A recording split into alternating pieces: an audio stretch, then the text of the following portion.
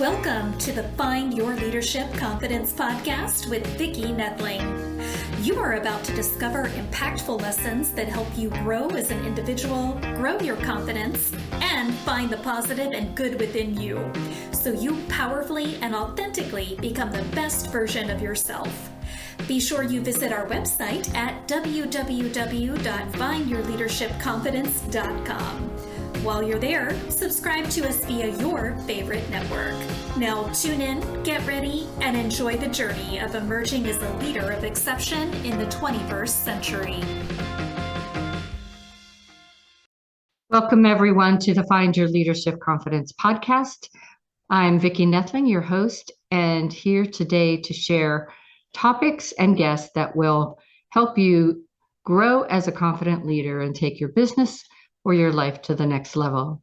Today, I am very pleased to have an energetic, entertaining guest, Mr. Danny Brassell.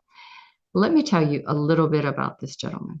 He is a highly sought after speaker, trainer, and coach known as the Jim Carrey. Right there, you had me, with a Ph.D. Dr. Danny has spoken in over 3,000 to 3,000 audiences worldwide and authored 16 books, including his latest, Leadership Begins with Motivation. He is a co-founder of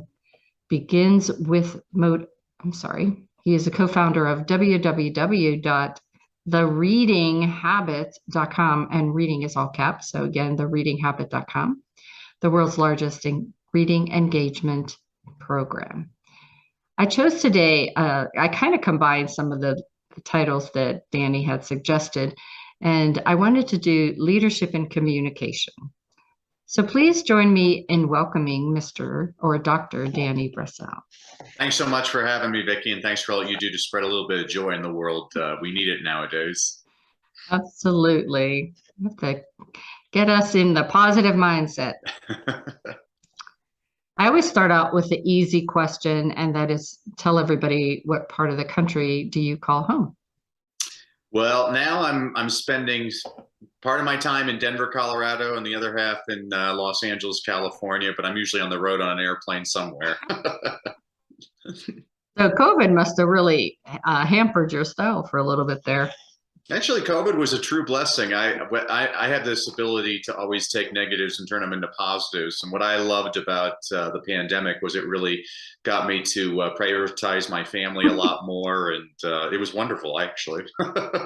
You know, that's what I had said to somebody on a podcast recently, is to me, it was God's way of saying, y'all need to slow down. Yep. And if you're not going to listen to me, then this is what we're going to do. And people did reprioritize, understand, reconnect, and slow down. And I think in a lot of ways, years from now, we're going to see how it helped us.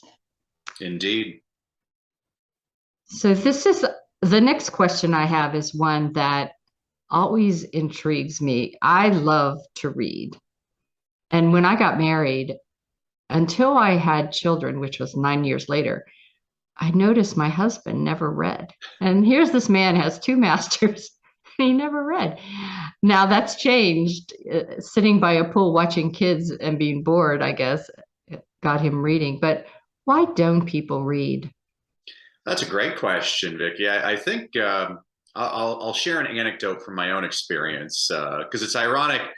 I'm now considered America's leading reading ambassador, and the reason that's ironic is I grew up hating reading. My father was a librarian. I always hated the public library. It always smelled funny to me. Yeah.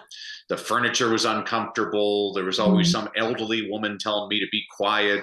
There was always some freaky homeless guy who thought he was a vampire hanging out by the shelves. I always hated the public library. It wasn't until I started teaching in the inner city and I noticed that a lot of my students didn't have a lot of the advantages that I had growing up. And I said, shame on me. I took a lot of things for granted, Vicki. I mean, I was blessed. Both of my parents were in the home. We were lower middle class, but we always had food on the table. Yeah. My parents always read to us, in front of us, and with us. And I think getting to your question, I always share this anecdote. When I was in high school, I was forced to read The Scarlet Letter by Nathaniel Hawthorne. And no offense to people that love The Scarlet Letter, it's fine. The book is about Hester Prynne has committed adultery, and so she's forced to wear an A on her chest. Yeah. And I raised my hand in class and I asked my teacher if I could wear a B on my chest because I was so bored reading that book. And I truly believe that people like your husband, the reason they hated reading was because they were forced to read things that were of no interest to them. And the reason that he reads now is that he reads things that do interest him. I mean, the happiest day of my life, besides my wedding day, was when I earned my Ph.D. and my wife asked, "Why are you so happy?" And I said, "Because from now on, I pick the books." And I'm so much happier that way. And I really think that, schools do an adequate job of teaching kids how to read. But the question I ask is, what good is it teaching kids how to read if they never want to read? I teach kids why to read because I've never had to tell a kid, go watch TV. I've never had to tell a kid, go play a video game. And I never want to have to tell a kid, go read a book. I want them to choose to do it on their own. And so that's really my passion. And you would know this in all your interviews with all these leaders. I mean, there are plenty of readers that don't become effective leaders necessarily, but I can't name one effective leader that is not also an avid reader. Yeah.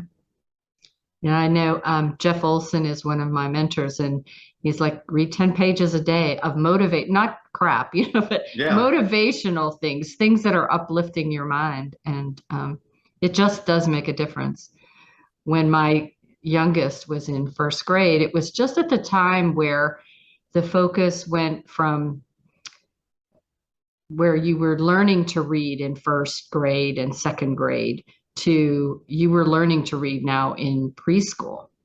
And so that went from the 3 years of my first child to my second child. That was a surprise to me. And my daughter, when she saw that the little boy across the table from her in first grade was reading at a fifth grade level, she decided she wasn't going to read. She wasn't going to be embarrassed, and she wasn't, she didn't know. And it was interesting. I did all kinds of creative things because the teacher didn't have time to do that with all the other things she had in the class. So I had books, gave my daughter video bucks if she would do things in the classroom. But what got her reading was me sitting and reading Harry Potter because it came out just then. And as you said, with your parents, the more you read and you showed the fun, and that's when she found that genre that loved, got her interest. That's what got her hooked on reading. And she would read the whole, long volumes of Harry Potter in a couple days. But it's just getting that interest peaked. Yeah, the research is really clear on this, Vicki. It doesn't matter what you read. What matters is how much you read. It doesn't matter if you're reading James Joyce or James and the Giant Peach. People who read more read better. I always point out to parents, the little boy who only reads Captain Underpants that boy is going to be a better reader than a little boy who refuses to read anything. Captain Underpants is the gateway drug to Shakespeare, but we got to find something that gets the kid excited. I mean, when I was teaching second grade, I've taught all ages from preschoolers all the way up to rocket scientists. And in second grade, I had this little boy, Kiara, and Kiara, his first grade teacher told me, "Kiara don't know nothing." I'm like, "Well, thank you for that." Well, Kiara, who don't know nothing, comes into my classroom one day and he's like, "Hey, Mr. Brassell, you see Barkley last night? He had 18 points and 16 boards." I'm like, "Thank you, Kiara," because from that point on, every day after lunch, I'd sit Kiara on my lap and we'd read the LA Times sports page together. And wouldn't you know it, Vicki? By the end of the year, Kiara was one of my best readers. I'll bet. And it drives me nuts when I hear these people, as an adult, Vicki, do you tell people, when I was in first grade, I was at a seventh grade reading level? I mean, it's ridiculous. when you apply to Harvard University, there's no place on the application where it asks, when did you learn how to read? You just know how to read. Yeah. And I always tell this to parents that are freaking out. I'm like, some kids learn. I mean, I know people that their kids were reading when they were age 1, and I know kids that it took them till age 10. All of us are in that pressure cooker. I've been to parties where, you have that friend that says, oh, my 3-year-old just composed a symphony. And I'm like, well, my son has learned how to pick his nose with 2 fingers at the same time. Teddy Roosevelt said comparison is the thief of joy. And I don't compare people to one another. I compare you to how you were yesterday. That's so true. So true. So I think we kind of talked about this, but you've mentioned that you've dealt with all different ages. What do you do to get those people to read more? What are some motivators that you would give to a middle schooler or a college student? Yeah, so that's a good question, Vicki. So I constantly read aloud to people. Doesn't matter if they're in the womb or if they're in the boardroom. I read aloud stories all the time. I grew up listening to Paul Harvey on the radio. Oh, yeah. Paul Harvey passed away a couple of years ago at the age of 325 years old. But I used to look forward to 12:15 every day. He'd come on the radio and say, I'm Paul Harvey with the rest of the story. I know, and he'd tell you these stories, and the whole time you're leaning in trying to figure out who's he talking about or what company is he talking about. And so I had a whole bunch of books by Paul Harvey that I read to students, and the kids always liked them. But the problem with a lot of those books is Paul was talking about like the founders of Sears Roebuck, and kids in 2022 are like, what is Sears and Roebuck? And so when over the pandemic, that was one of my little projects. Is I wrote my latest book is called Leadership Begins with Motivation. And it's basically an homage to Paul Harvey, where it's all these inspirational short stories about people, companies, places, and things like that. But it's updated. So it's about people like Elon Musk and Jeff Bezos. But it was interesting, Vicki, after I wrote the book, I read the book, and completely unintentionally, I'm looking at my stories, and so many of them were about white male Americans. And so the book that I'm writing right now is primarily female, minorities, and international examples, because I think it's really important for people to hear inspiring stories from all over the place. And I completely agree with your mentor that you need to feed yourself with positive things. I was watching a horrible show on TV the other night called The News, and it totally depressed me. Yeah, I don't. And I always tell people, if you need a smile on your face, read a funny children's picture book. I think we underestimate, like, if you read the Harry Potter books, I always ask people, have you ever read Harry Potter? And some people say no. And I'm like, wow, you're so lucky because you have a chance to read it for the first time. Yeah. And I remember my first time reading the very first one, and I was just giggling in bed. And my wife's like, why are you giggling? I'm like, this woman is so creative. There are so many things that are amazing. And then the scene where he's looking into the mirror and he sees his parents that are deceased. I'm like, whoa, this isn't just fun reading. This is going to be literature. They're going to teach this 200 years from now. And so I just love those types of stories. And I think people are really denying themselves. Some of my favorite authors today are children's picture book authors, and makes me a lot happier reading those books than reading about the latest political catastrophe. Yeah, for sure. So true. We are, again, we keep on touching on what I want to talk about next, but it's good that we're doing this. I know in my career as a project manager and now as a speaker, trainer, and coach, being able to be comfortable in reading is really important, because say you have to go up in front and read a bio on somebody, and if you stumble through it, then that doesn't make you look very good. Yeah. And the more you read, the more comfortable you are in reading. But why else is reading important? Well, I mean, you and I are in the leadership business, and there's no successful leaders that aren't avid readers. I mean, one of the things I point out to people is over half of the Fortune 500 CEOs are dyslexic. One of the things when I'm working with people with reading disabilities, and everybody has to understand that all reading disabilities are curable, and the most commonly undiagnosed reading disability is dyslexia. But dyslexics tend to process information really well through their ears, auditory wise. And so one of the things I always suggest to people is, well, why don't you listen to books on tape, Audible books? There's so many apps today. There's my favorite app in the world is Libby.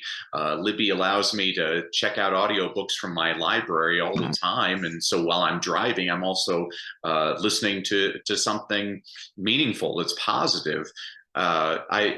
I look at leaders, it doesn't matter what the field is. If you look at in the military, people like General Patton, General Schwarzkopf. General Schwarzkopf could read in 4 languages and quote Shakespeare voraciously. You look in industry and business. Warren Buffett, his entire day is spent reading. Elon Musk, even though he's the wealthiest person in the world and is running $4 billion companies, he reads at least a book a day, sometimes up to 3 books a day. You look at in entertainment, how are you going to read a script without having good reading ability? You look in government, President Obama always relaxed by reading. A lot of people forget the story that President Kennedy was at a press conference one day and somebody asked him what he was reading. And he said, I'm reading this really cool spy novel about this agent called 007, James Bond.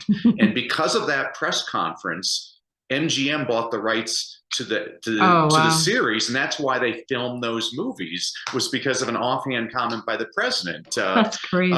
You look in athletics. I was speaking once at an event, and NFL Super Bowl winning coach Tony Dungy was there, and he gave this great speech where he emphasizes to boys that want to play in the NFL. He's like, well, how do you make it into the NFL? He's like, you go to college. And how do you make it into college? Well, you got to pass your high school. And how do you do that? You got to learn how to read. And he said, there's really no difference athletically once you get up to the professional level. He's like, the difference is in your mind. And he's like, most of our time is spent reading and figuring out things about the tendencies of the other teams. LeBron James, before his first NBA championship with the Miami Heat, they showed him in the locker room reading Suzanne Collins' book, The Hunger Games. And I could have kissed the man. I'm like, you just did more for literacy with that shot than I can ever do. And so I tell people, it doesn't matter what you're doing. And I think the other problem I have in society is people, they tend to think that reading means reading Dostoevsky. It's the same thing as when I'm training a writer. I'm like, your book doesn't have to be 850 pages. I mean, some of the best books I've ever read are 125 pages. People forget Watson and Crick, their paper on the double helix on DNA was a grand total of 1 page. More doesn't mean better. And reading doesn't always have to be a novel. I mean, reading can be technical reading. There's people that, like you and me, that are fairly educated and we read voraciously, but I don't know about you, Vicki, but you can give me a technical guide and I still can't get my dang DVD player to show the right time because I don't understand how to do it.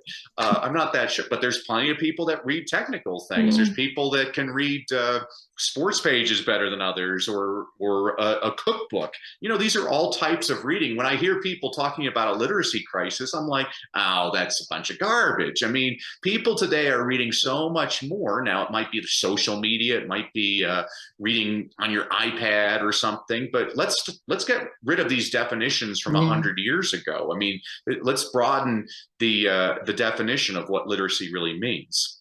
And and look at what reading does for you. To me, the reason I love to read is it transports me to a different place or time. And, especially coming from a small town, it was my outlet. And now, as whenever I was a mom with young kids, it was my way to just like, okay, the problems are over there. I'm just going to go and read this romantic novel or something right here that's not taking a lot of brain cells for me, but it's really relaxing me and making me happy. And so I think even graphic novels and things like that, the younger kids, they're comic books with a story and a plot and great color. And if it gets them reading, then Good, more to it. My daughter learned Korean using graphic novel. Wow. I'm a Baptist in your front row just saying amen. I love everything you're talking about, Vicki. So what role do we have to play as promoters of leadership, of reading?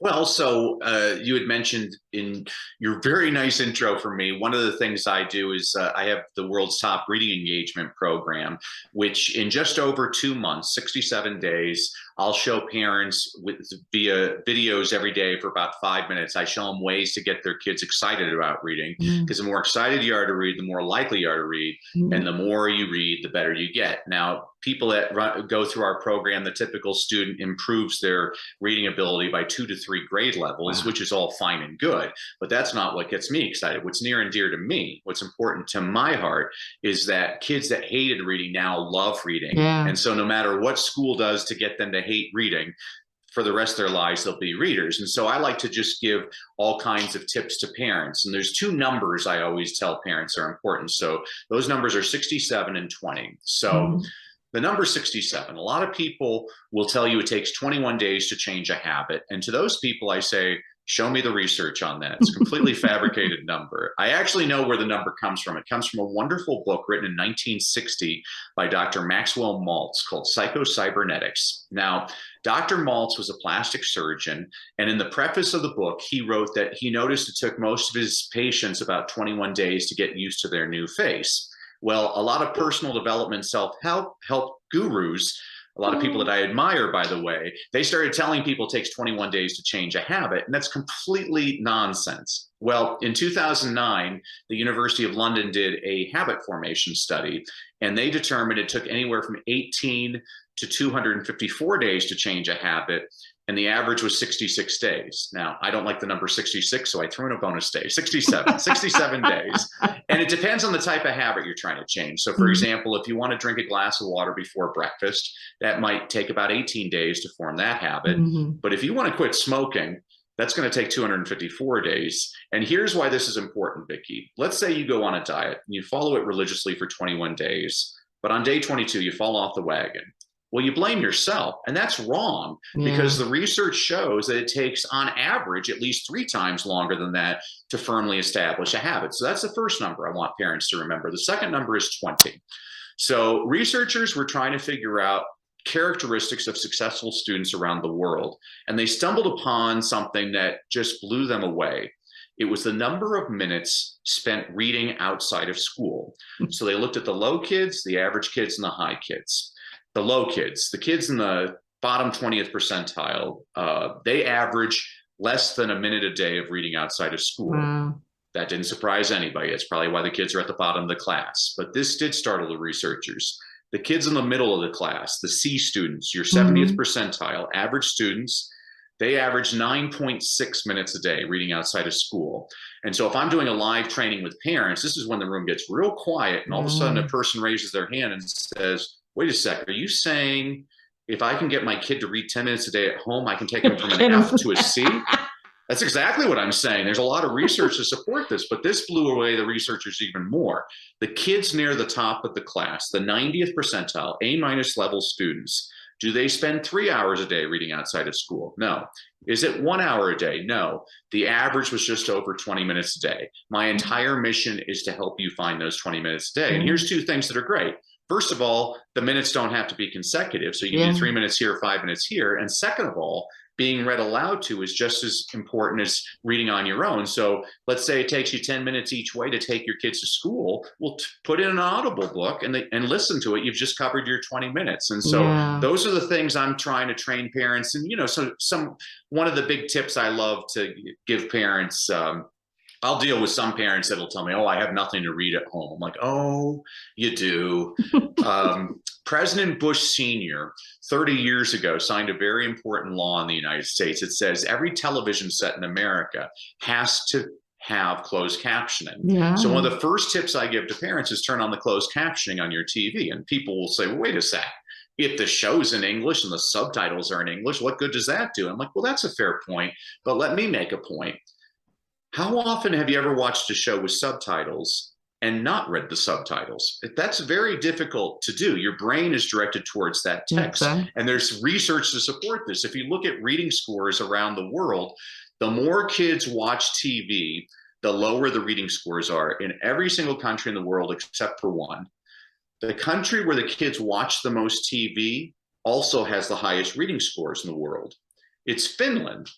And people ask me, well, how can that be, Danny? I'm like, well, because Finland makes really bad TV shows. And so what they have to do is they have to import old episodes of Gilligan's Island and the Brady Bunch, and they put them on there with subtitles, and the kids are constantly reading. So that's an easy one for any parent out there. I mean, I have 3 kids of my own, and I just established certain habits with my kids when they were little. So, for example, I have a feeling television is here to stay.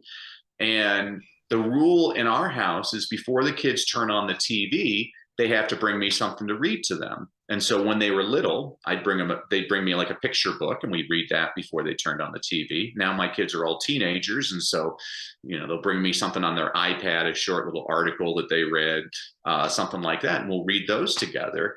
When my kids were really little, I'd always be making them their lunches while they were eating breakfast. And so I'd open up my laptop. There's a great website sponsored free of charge by the Screen Actors Guild called storylineonline.net, where they get all these different entertainers reading aloud books to the kids for 15 minutes, and each read aloud is closed caption.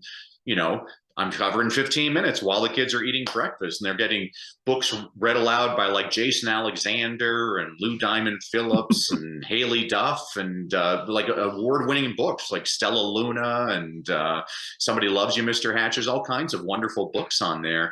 And so these are just, I understand it's not easy being a parent. It was either Socrates or Keanu Reeves who once said, you license to fish, a license to drive a car, but any idiot can become a parent. Well, now that I'm a parent, that's been proven true. But in defense of parents, nobody gives them a manual at the hospital. And so one of my jobs as an educator is to show parents, and right now I don't speak as often to the educators as I used to. Now I'm speaking a lot more with business leaders, because one of the things, you and I both do this, we both teach people how to speak. And so what I'll do is I help a lot of executives and entrepreneurs how to take their presentations and ramp them up to another level so that they can increase their sales and their business with others. But all of these people, they're parents, and they have no idea what to do with their kids. And a lot of people depend on the public school system to help their kids. And I'm like, well, that's a mistake, because you mentioned that earlier. A teacher's overwhelmed. If you got 30 kids in your classroom, trying to give each of those kids that individual attention it's not possible. Right. And so what we have to do is give people some techniques, some quick little strategies. Here's a strategy. And this is what you and I do. We teach people positive habits. And the way you do that is, well, it's called habit stacking. What's something that you do right now, and how can I put this good habit and stack it in with this habit that you already have? So this is my long answer to your short question, Vicki. As you were going through your answer, one of the things, I have a 3-year-old and a 6-year-old grandsons, and they both love video games and to watch Disney on my phone or on the Switch. And I put closed captions on that. Good. And the video games are great too, because they will ask questions of the person thinking that they can read. And so my 6-year-old can read really well right now because he's been asking for the last 4 years, what does that say? What does that say? So, you have closed caption and even the cartoons. Well, that's the way you do it. I mean, I think it's silly. I see teachers, they'll assign a kid a worksheet, and the kid is miserable doing the worksheet. They might not even do the worksheet. They hate it. Where I say, well, wait a second. That kid likes video games. Why don't you say, instead of doing the worksheet, I want you to create your own video game? And I bet you the kid is going to learn a lot more skills. They're going to spend a lot of time on their own because they're so excited about the activity. there's just, it frustrates me, and I don't blame the teachers, because teachers are handcuffed. Everybody loves to dump on teachers. I invite any critic of teachers to do their job for 1 week. I mean, I thought the pandemic, I thought that since millions of parents around America were going to be forced to involuntarily homeschool their kids, that they'd give teacher raises across the board, because you think it's tough enough working with your own kids. Think about having 33 of them in your classroom, and they're all different. And that's good. I don't understand why our education system for some reason likes making everybody the same. And I'm like, that's a problem. I mean, I'm a very well-read person. I read biographies all the time. And one of the things that cracks me up when I'm reading biographies of successful people is I'm looking at one common characteristic. Most of them dropped out of school. And I'm like, what happened? Why did school not serve that kid? How can we serve those people that we're losing? I mean, when I hear politicians talk about education, I'm like, well, that's a total joke. I mean, there's no one answer. When somebody asks me, Danny, what do you think? Public school or charter school? My answer is yes. It depends on the kid. Some kids, it's a vocational school. Some kids, it's a magnet school. Some kids, it's homeschooling. I mean, I'm trying to figure out what it is that gets every single kid. If I'm working with little boys and the little boy tells me he likes soccer, well, I'm going to design a program around soccer. And if another little boy tells me video games, we're going to design it around video games. I was when I used to work as a preschool teacher, I had this little boy, his name was Francisco. And people thought Francisco was stupid because he couldn't say his name. He'd be like, I'm like, what's your name? He's like, Flan. And then I show him a book with a dinosaur, and he's like, oh, Tyrannosaurus Rex. I'm like, dude, you can't pronounce your first name, but you can pronounce a multi-syllabic dinosaur name? I mean, he's interested in that. So Francisco, who everybody thought was stupid, I'm like, ask Francisco about Stegosaurus. That kid knows every damn fact about the Stegosaurus. So don't tell me that kid's stupid. I mean, he's smart in a different type of way. And I think that should be celebrated. I truly believe that. That's what I think is great about America. I believe that the strength of our country is our diversity. Think about this, Vicki. If all of us were the same, the pandemic would have wiped us out. But we're different, and we should be celebrating that. Well, and everything that you were just saying is what crushes our creativity and the innovation of our youth, which become non-creative and non-innovative adults. And when you're put in that workforce, it just is a bad scene, because they don't know how to be. Brainstorming sessions are painful for some people because they never were able to be creative as they were growing. We're losing too many kids, Vicki. I mean, I look at it and I love kids. They're just brilliant. They have, I always say there's two types of teachers. There's the kind that say that's wrong, and there's the kind that ask, why did you say that? This is a good tip for leaders, by the way. All leaders should be looking at, where can I find the strengths of everybody in my team? Because everybody has something that they can contribute. Same thing with kids. I mean, I've known this ever since I was a kid. When I was in kindergarten, Sister Rosanna asked us one day if we all wanted to go to heaven, and all of us raised our hands except for Hector. And she looks at Hector, she's like, you don't want to go to heaven, Hector? And he's like, oh, I thought you were talking about today. He's right. He's just looking at a question from a totally different point of view, and kids are brilliant like that.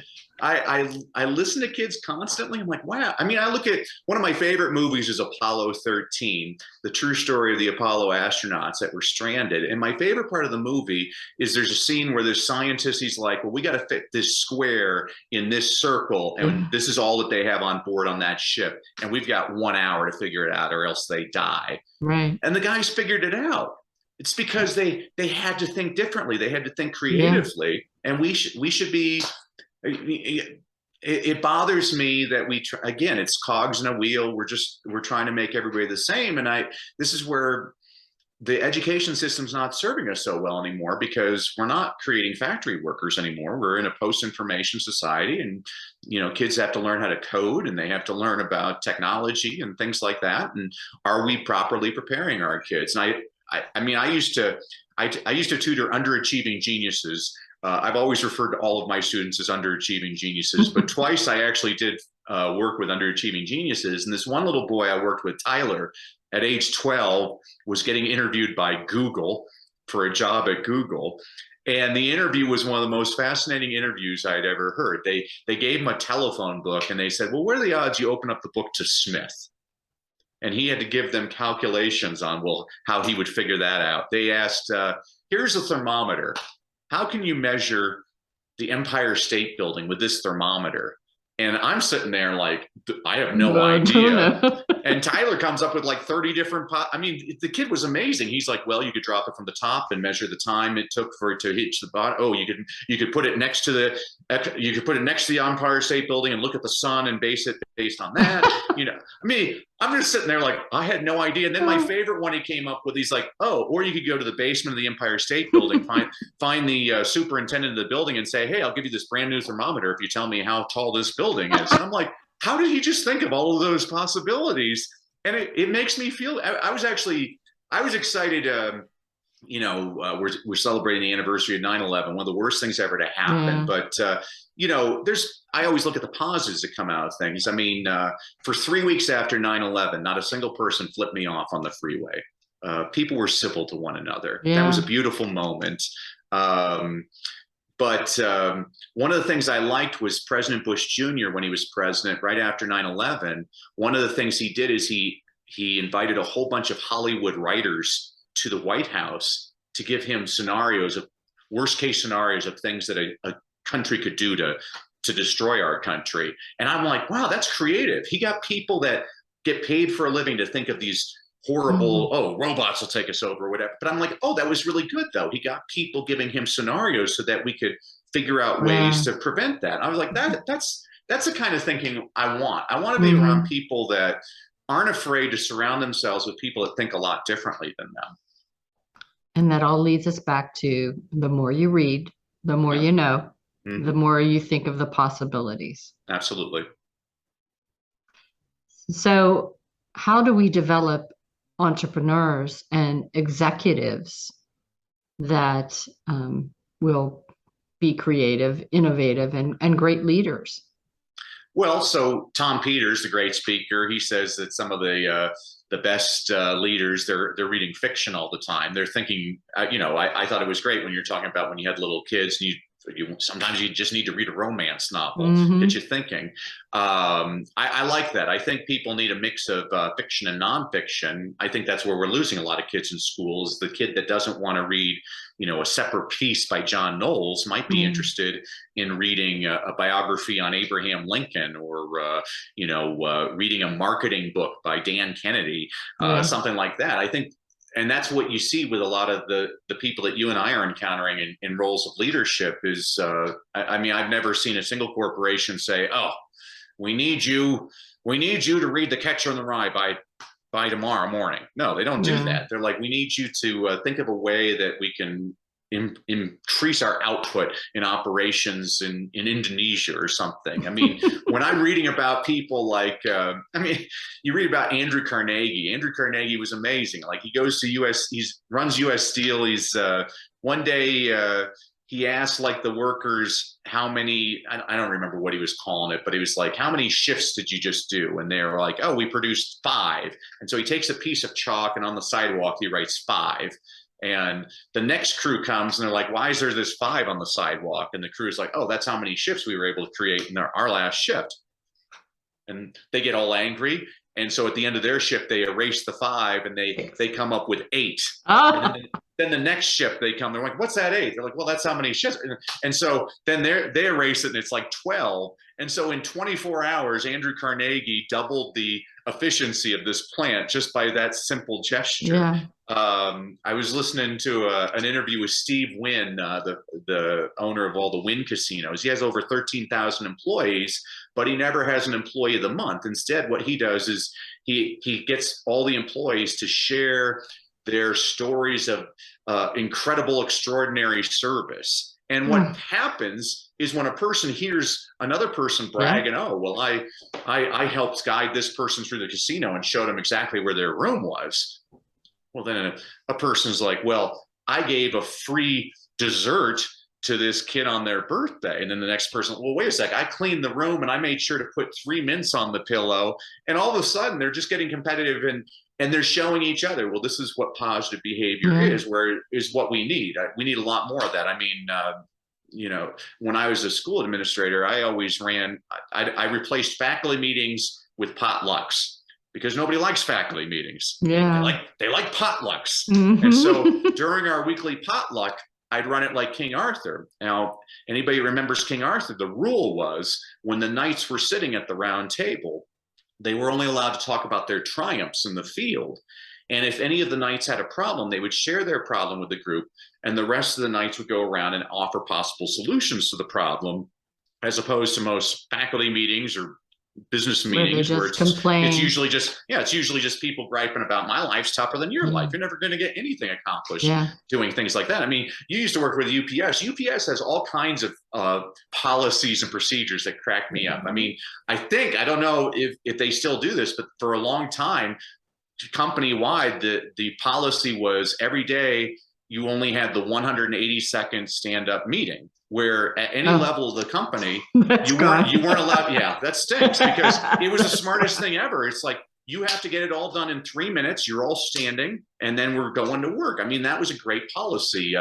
After UPS flights, pilots fill out a form called a gripe sheet, which tells mechanics about problems with the aircraft. And I mean, there was all kinds of things that they used to do. But that's what I'm always looking for. And then what happens is, what it sounds like it's already happened with UPS, is then somebody else takes over the leadership role, and they try to make their own mark, and they screw everything up, and it destroys the culture, and it's a bummer.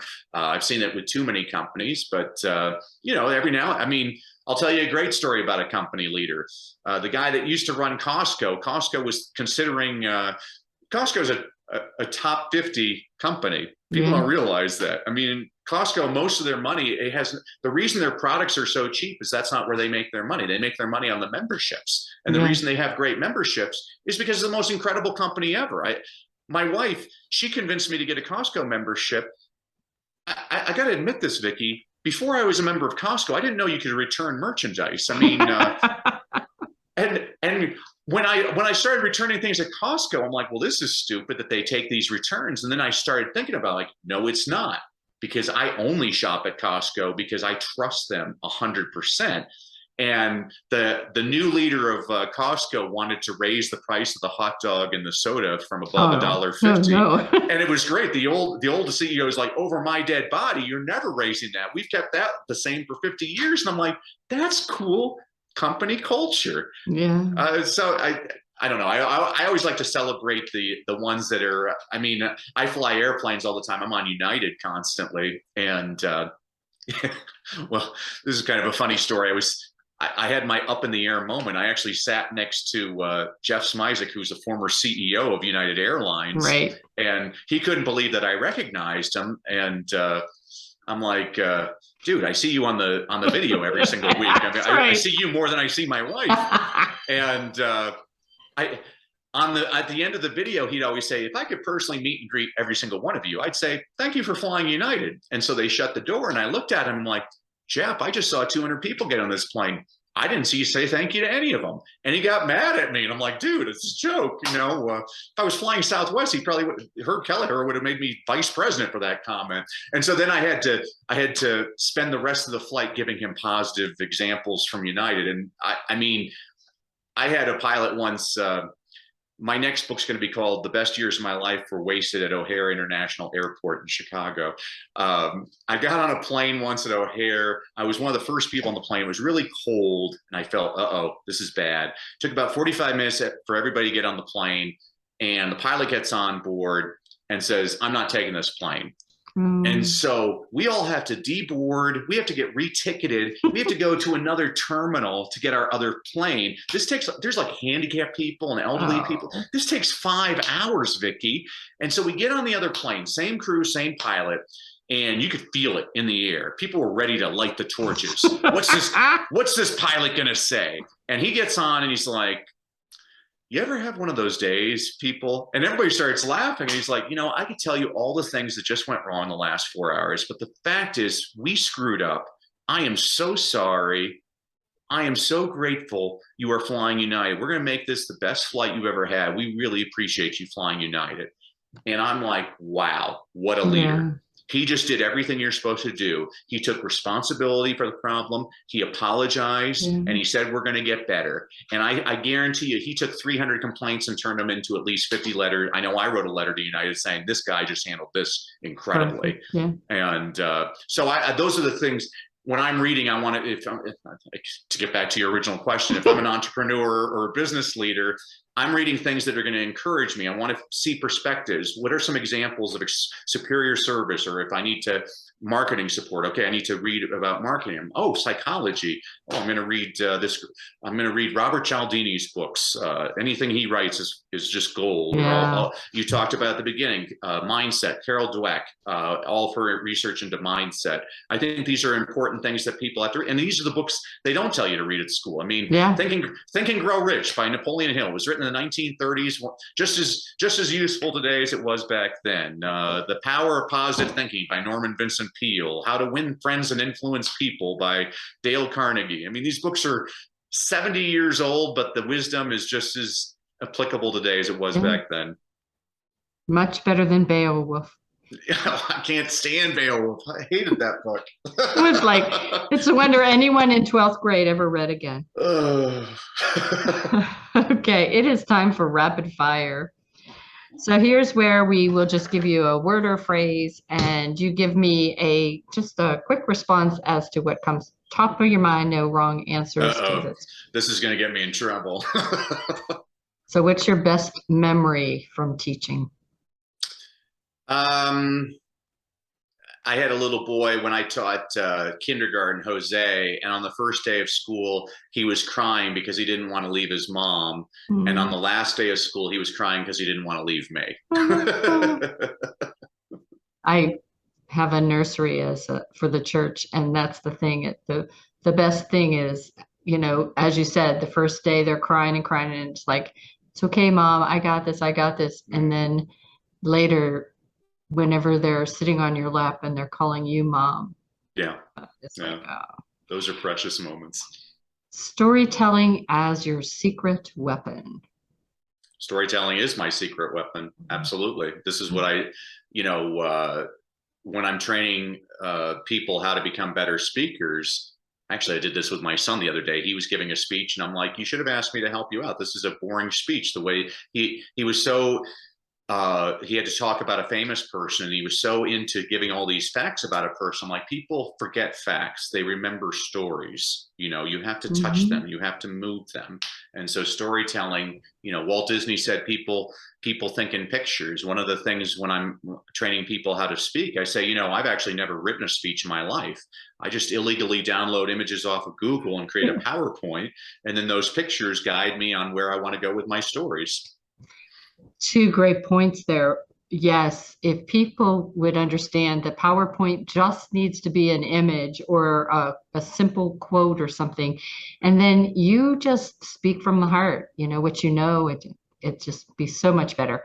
Absolutely. The second thing you talked about, storytelling, and going back to our rule for our helping executives and entrepreneurs is, a business, if you're trying to get a point across, if you're trying to motivate your group or get them fired up to do 110%, think of the stories that you could tell to make them. They'll so much more respond to that than if you just, tell them this is the number that you have to hit. Read Team of Rivals by Doris Kearns Goodwin about Lincoln. Lincoln at cabinet meetings during the Civil War, to lighten the mood, he'd always tell a story, and it always changed everything. I mean, that's my favorite story that he told was Ethan Allen, one of the founding fathers, was appointed to be an ambassador to Britain, and these British soldiers, they decided to play a joke on him, and so in the latrine they posted a painting of General George Washington, and so they're playing cards with Ethan Allen and waiting for him to have to do his business. He goes out to the latrine, he comes back, and they're like, did you go to the latrine? He's like, yes, I did. And they're like, did you see the painting of President Washington? He's like, why, yes. And they were kind of dumbfounded. They're like, that didn't insult you? He's like, not at all. Every American knows the sight of George Washington scares the crap out of the British. How do you not love that guy? He used a stronger word than I did, by the way. Oh my goodness. Okay, the next is motivation. What? Motivation, one of my mentors was Zig Ziglar, and whenever I think of motivation, he says motivation is like bathing. It's temporary. That's why we suggest you do it regularly. That's why your audience is wise to listen to your podcast to keep that positive frame of mind.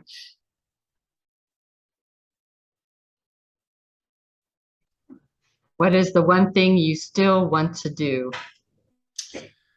I still want to go to South Africa. That's a place I've always wanted to go to. Okay, and the favorite book of all time? Well, that's tough. There's so many different genres and everything. I'm going to give you one book that I always absolutely loved was when I read The Hitchhiker's Guide to the Galaxy by Douglas Adams. That was the first book that I had to put down almost every page because I was laughing so hard. It's one of the most, and he died way too young, just a brilliant writer. I read anything Douglas Adams ever wrote. Yeah, that would be the one of anyone. I'm not going to give you the standard, the Bible, the Constitution. People say these things. I know when my youngest introduced me to that, I was like, oh, what? And then I read it with her, and I just, like you said, it's just a great book. Wonderful book, wonderful book. This is time for me to warn all those that are just listening in to grab your pencil and paper if you haven't already done so, which you should have because there was such great stuff being given today. But I'm going to share a screenshot of the contact information.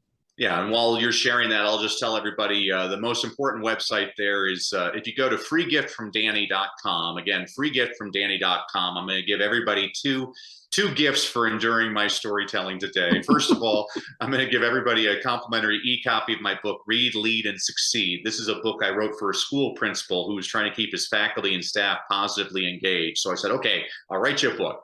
So every week I give you a concept, an inspirational quote, an inspirational story, a book recommendation on a book you should read, but you're probably too lazy because you're an adult. So I also give you a children's picture book recommendation that demonstrates the same concept. You can read that in 5 minutes.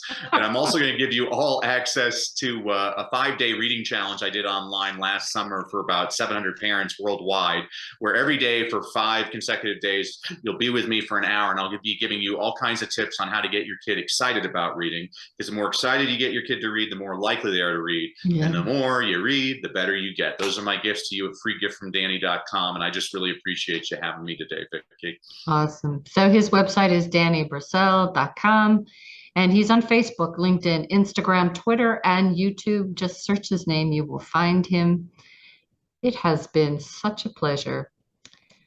Vicki, you're wonderful. I can just listen to you all day long. I could talk to you for hours and hours. We'll have to do this again because absolutely coffee talk. Yeah. So we haven't even talked about, I work with the youth to help them to be better speakers and leaders. I love that. We should tackle it when they're young because the more I watch elected officials speak, I'm like, wow, they're not teaching something in schools. Yeah. The other group that I want to work with is the athletes. That are making a name for themselves with their skills, but when you put a microphone in front of them, they don't do such a great job. So I'd love to do that. Well, it has been just such a great pleasure to have you on and to hear your wisdom and your humor, and it just was so enjoyable. But as always, I end with remembering that life is a journey and it's up to you to enjoy the ride. This is Vicki Nettling signing off. Thank you for tuning into the Find Your Leadership Confidence podcast with Vicki Nettling, where we share impactful lessons that help you grow as an individual, grow your confidence, and find the positive and good within you so you powerfully and authentically become the best version of yourself. Remember to visit our website at www.findyourleadershipconfidence.com and enjoy even more great episodes like this one. Again, while you're here, subscribe to us via your favorite network. We look forward to seeing you next time on the Find Your Leadership Confidence podcast.